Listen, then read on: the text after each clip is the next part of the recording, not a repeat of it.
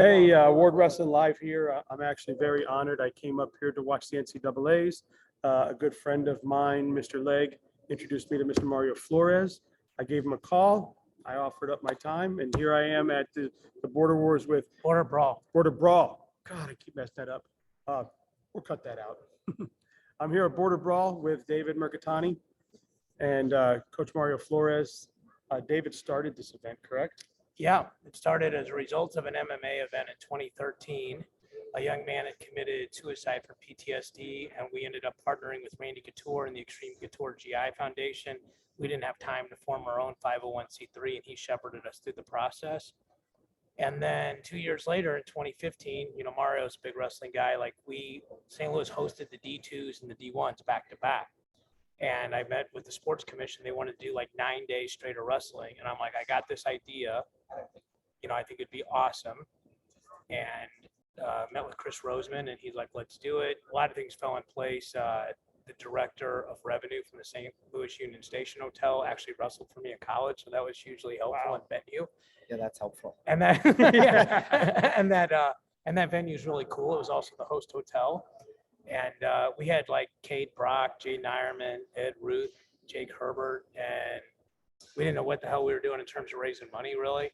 But we ran an awesome event, and the people that loved wrestling ended up doing a great job of wrestling their fannies off. Man, that's awesome. And what you're doing for the veterans is amazing. I know we were talking earlier, my father's big into Wounded Warrior and does a lot with the veterans down in South Florida. So obviously I come from that kind of family. So God bless you for doing that. I know Mario Flores is highly involved with this program. Let me just say this for the record. This event does not happen without Mario. That's not an over exaggeration. That's not because he's on the camera. I've told 25 people that. Terry Pack, who's a mutual friend of ours, just did the Big 12 commentary with me, told me back in December, he's like, if you want the best girls matches with a guy that's as organized and insanely on point as you are, call Mario Flores. I was like, I like that. I like guys that get stuff done. And I reached out to him. I realized we're already Facebook friends. We started talking.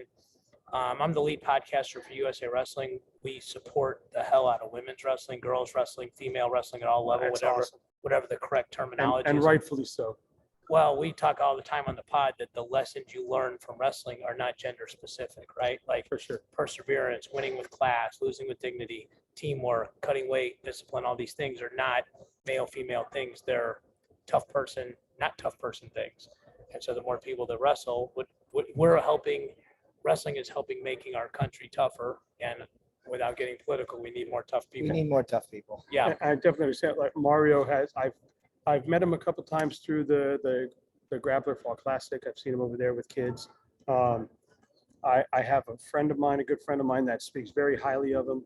A lot of people that I've spoke to over my short time, I spoke to over 550 people so far on my podcast. They tell me, you got to get up there and see Mario Flores. You got to go visit him. You got to see what he's doing up there. He's got a great club, a great program. Talk a little bit about that. Well, thanks. Don't believe the hype.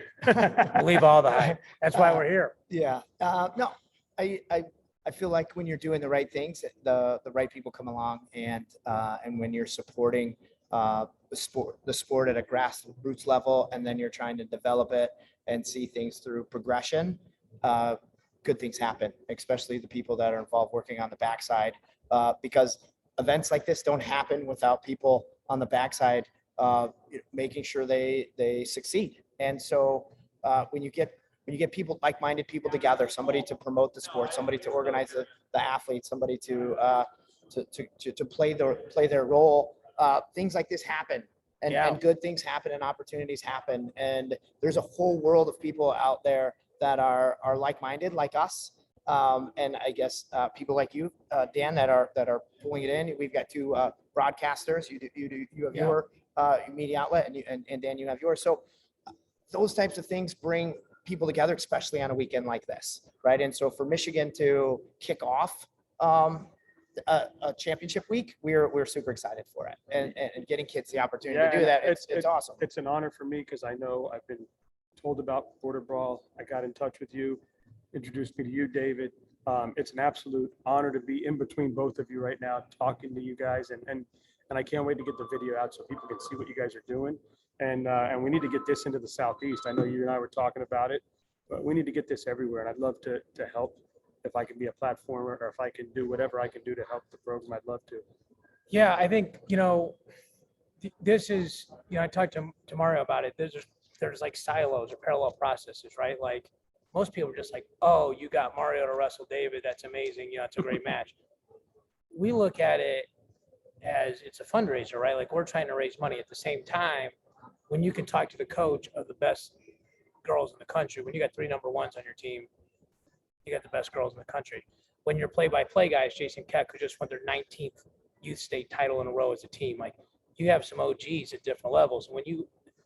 Then I look pretty smart because I'm partnering up with you guys. I just have to like not screw up the speech when we start here in an hour and a half, Like I'm having a good hair day, so that's a good start. And you guys, not only are these hammers from the borders in Michigan, you guys have nationally ranked. We didn't go border girls this time. And boys. We didn't really go border this time. That are incredible. We're live. So we didn't really worry about the border this time. Like it's really hard to do an event when you're remote. So like when I do it in Missouri, it's pretty simple. We get the Missouri kids to the A side of the card, and then we just go find the B side. And so coach got us a bunch of girls. Literally, I was outside of a restaurant, put me in a group chat and a Zoom, and like I'm like on speakerphone, not getting ready to go into like one of those Mexican or the Brazilian steakhouse joints, which are awesome. And like I walked out of there and I called my buddy. I'm like, we got 9 girls matches. He's like, really? I'm like, yeah, we got 9 girls matches. So we're super excited about it. Well, and I feel like for me that platform is where I've really taken hold of it, right?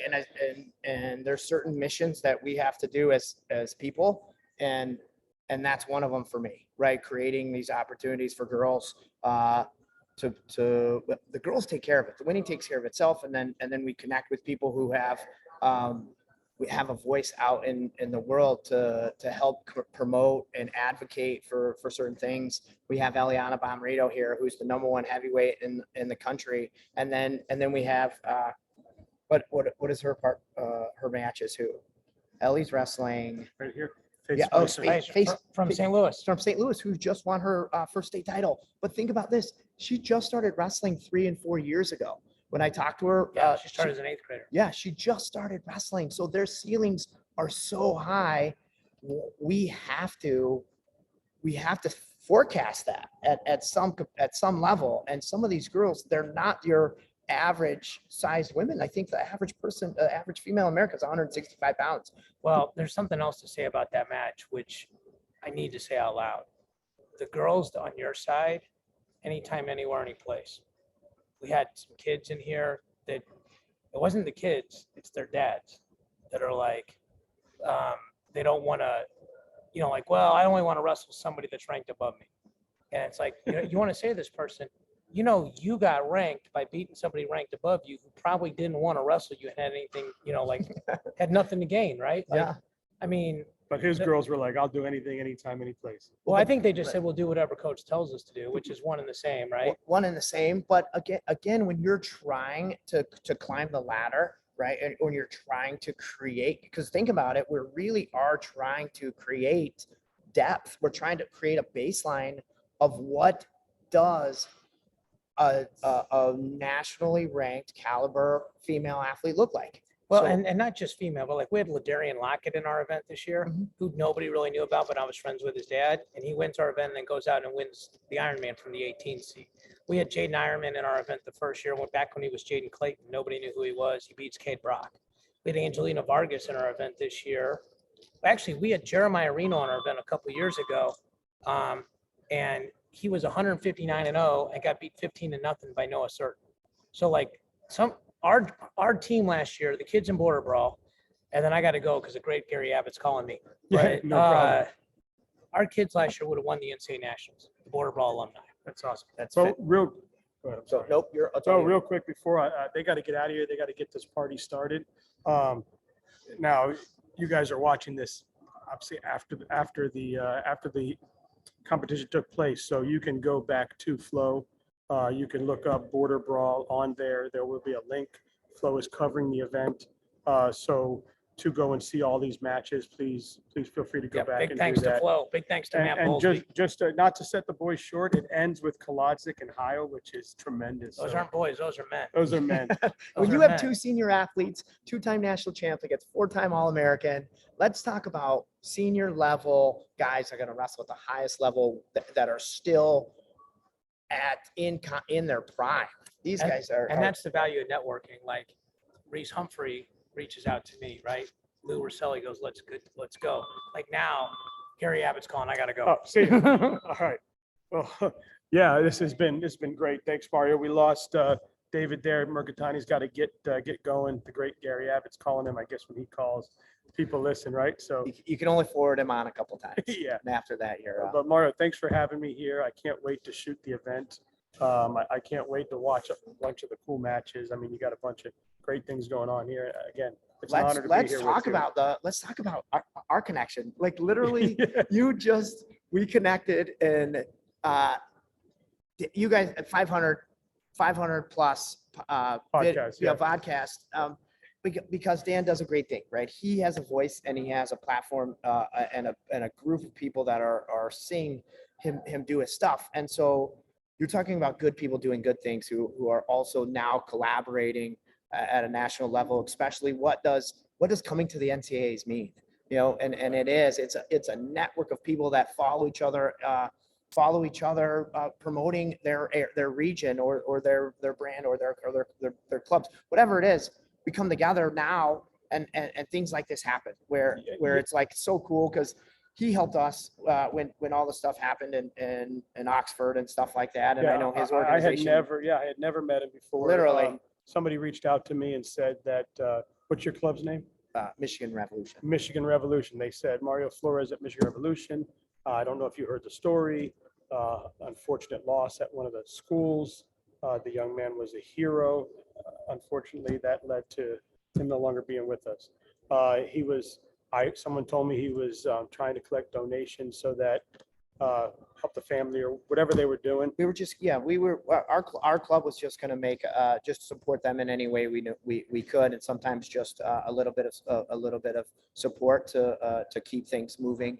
Doesn't have to put that strain on other wrestling clubs because it wasn't ours. It was, you know what I mean, somebody else and somebody that has a close connection. And I think that's how networking and how collaboration works is people seeing a cause and getting behind it. And here we are. So yeah. Immediately I sent money. I didn't even reach out to him. I just sent money through his link and that was it. And then within minutes of me clicking send, I got a phone call from him and he called me and immediately said thank you, introduced himself, asked who I was, and from there the relationship started. And then I heard about this border brawl. I actually texted him, I don't know, 48 hours ago probably, and said I'm coming up. You were coming in on Tuesday. Yeah. We're kicking it off, and so for I know the Rudis card is huge, and that's happening tomorrow. But I mean, if it's my host town and everyone's coming to visit, our state, I feel like we're the host. Michigan is the host, and there's a lot of good things happening in Michigan wrestling, and so let us be our guest essentially. Yeah. Let us show you a good time. Let us tell you about the good places to eat. Let's show you about some of the quality wrestling that's happening and training and stuff that's happening here, and then kick off for a great cause. So it's a total win for everybody. Absolutely excited to be here. I'm excited to take pumped. the pictures again. You guys are seeing this the next day, most likely. So please go back and watch these matches. I can say this, and I haven't even watched them yet. They're going to be unbelievable matches. Fireworks are going to fly. Some of these matchups that have been able to been coordinated. Again, Dave's great at this, and we just fortunately have some good kids that are close to our club. So dude, I'm ready. Yeah. It's kickoff. T-minus an hour. And it's crazy. You see all these girls and boys. I think this is what I love about this sport. You see all these girls and boys right now. They're doing each other's hair. Not the boys, but the girls are. The boys are hanging out, talking shit. Like, it's just crazy. And then in literally an hour, they're going to be beating the brakes off of each other, right? And then afterwards, they're going to have a slice of pizza and a Coke and chill. Like, it's the only sport I know where two people can just beat the crap out of each other and next they're lifelong friends. Laughing, and they literally can't do a face-off because they're like, this is so, Yeah. they're like Yeah. laughing about it. It was And so then in awesome. 2 minutes, it's going to be like shove each other out of bounds to get a point for it. And, Yeah. and get a point for a It's shove. going to be insane. Well, Anyway. it was great, man. I know you got to get back Yeah, to this I event and appreciate get it. things started. Thanks so much for sitting down with me. I appreciate it. And I'm, again, absolutely honored to be here. And I can't wait to promote this for you. Yeah, dude. Well, thank you. Thanks, Sure. guys. We'll